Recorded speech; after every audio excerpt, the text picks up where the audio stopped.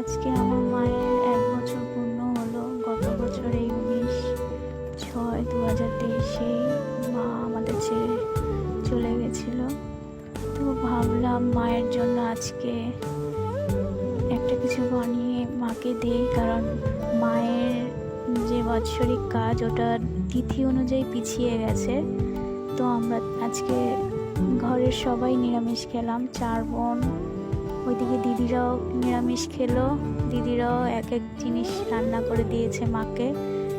তো এইখানে আমি ভাবলাম আমি তো রান্না বান্না কিছুই পারি না, তো মায়ের জন্য কিছু একটা বানিয়ে দেওয়া যাক। তো এই যে 1 সেদ্ধ ভাত, তারপরে আলুর চিপস আর মায়ের পছন্দের দানাদার মিষ্টি লাড্ডু, এগুলো দিয়ে কোল্ড ড্রিঙ্কস, জল, এইসব দিয়ে মাকে ভোগ লাগালাম আজকে। তারপর বাবাকেও খেতে দিলাম, বাবারও ভালোই হয়েছে।